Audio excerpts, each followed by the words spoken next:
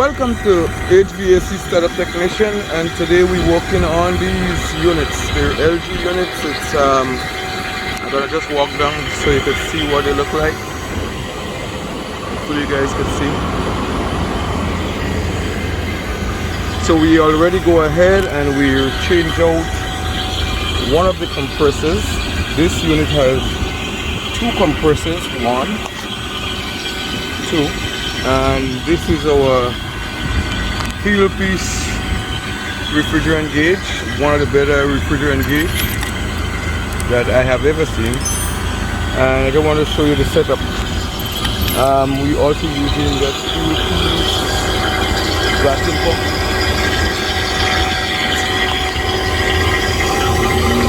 Yeah. And the great thing about these vacuum pumps is you can change the oil. Yeah.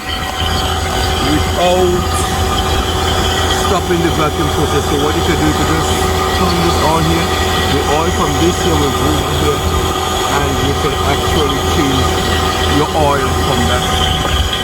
Alright, so then we have two holes, one going to our liquid line here, and one going to our suction line here, coming from our vacuum.